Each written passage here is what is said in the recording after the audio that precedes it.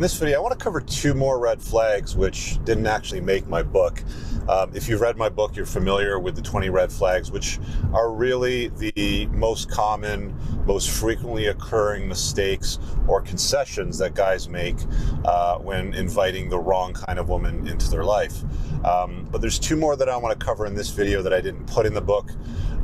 It comes up not as often, if I'm being honest, but if I were to rewrite that red flag chapter and add, let's say, 10 more, these 2 would be number 21 and 22, so close to of making the list. Anyway, without further ado, let me just drop them on you. This has come up a number of times in the last few months with guys during consults, but quite often they'll have conversations with women and they're really struggling with them. They have all kinds of issues in their relationships. They're trying to fix it, as guys like to try to do. You know, we love trying to fix everything because we think, that's what we should be doing as men. There are times where you want to end it, though, which, we can talk about in another video. But these 2 red flags are definitely connected. Number 1, it is when she speaks poorly of her exes on a consistent basis.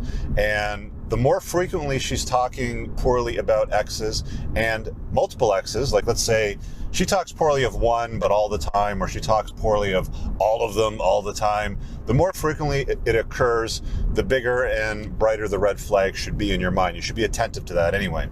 So there's that part. The second component of that is, who was the leavor and the leavee? We know, statistically speaking, through family law statistics with petitions for divorce, women file divorce something like 80% of the time, whereas men only file for divorce, or the initiators, a very small percentage of the time. So women are leaving marriages for the most part. It's not, generally speaking, guys, it's women that are like, I'm done, I'm out. So you got to ask yourself this question: is, if she's been dumped multiple times by multiple men, different men, what is the common denominator in that equation? It's her, right? At the end of the day, she's the common denominator. It's different guys on the top of the fraction. She's the common denominator, and she's constantly getting dumped by different dudes on a more frequent basis. These are questions that you kind of want to get some clarity on, especially if you're struggling in the relationship. There's a lot of conflict and acrimony and fighting over things which may be trivial or non-trivial. It's a good indicator that there's problems coming at you later on down the road, which could increase in significance, severity, and maybe even financially, be of significant consequence to your pocketbook if you make the wrong choice, if you invite the wrong chick into your life. So, with that being said, make it a part of your vetting process. I mean, let's just put it this way. I mentioned in my book, in the 20 red flag chapter, and by the way, you don't need to get the book to get that chapter. If you get on my email list, which is also pinned below, it's entrepreneursandcars.com/red-flags. Get on my email list. You can download the chapter on the red flags and just see them for yourself. If you want the whole book, get that. It's worth its weight in gold. As I mentioned in the book, when you're having the conversation about, hey, talk to me about your relationship with your parents growing up, which will help you identify issues with daddy issues, maybe even mommy issues, conflicts with mom in the family, sort of thing.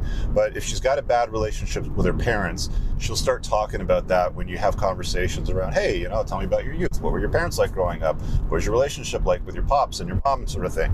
And those are sort of dialogues that you can open up to get some clarity on the daddy issues component. Similarly, hey, tell me a little bit about your past relationships. She may volunteer this. Now, I'll tell you right now, if she volunteers this on a first date and starts just shitting on her exes or her last boyfriend about all kinds of stuff, he was a cheater, he was abusive, it's like, okay, that's her side of the story.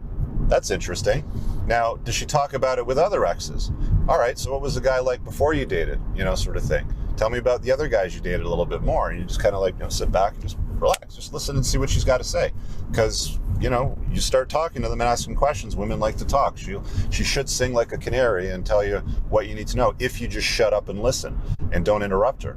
So, ask her those questions. Tell me about your ex. What was that like? Now, she could go way overboard with that, guys, and this is kind of like a little bit of treacherous, waters, which is why I didn't really want to include this in my chapter on red flags. But she could go and offer information that you don't need to hear, or maybe you don't even want to hear, early on in a relationship. So you kind of open up, a can of worms when you start having these conversations. So be aware of that. And, ladies should be aware of, TMI, divulging too much information, or information that might be detrimental to what you're building there, if you're building anything anyway, on a long and term basis, depending on what your dating strategy is. But yeah, just ask the question. What were your ex like? If they offer the information, they start shitting on them. Oh, okay, so what was the last guy like? Was he also a cheater? Was he also abusive? It's like, man ain't shit sort of thing. And if you start hearing a lot of that, that's a pretty good indicator that you're likely going to run into a lot of that as well. Because if she's talking bad about her exes all the time, guess what, buddy? You're next. She's going to talk bad about you at some point, and you're probably, again, because she's the common denominator here in the equation, you're going to be the top of that equation. And, a few months down the road, or, maybe several years or a decade down the road, you're going to be that guy that, she's going to shit on to the next dude. And you ain't going to be nothing either, right? She's going to talk about all the bad stuff or manufacture it. Again, there's her side of the story, there's your side of the story, and the truth lies somewhere in the middle. But all you're getting is her side of the story. But if there's I like to tell guys, if it walks like a duck and it quacks like a duck, it's probably a duck. Meaning, if she's constantly complaining and pointing and sputtering at her exes, more than one, over multiple reasons, chances are she played a big part in that, and she's not willing to take ownership, which is really what it boils down to. It's a lot of pointing and sputtering at ex-boyfriends or a ex-boyfriend.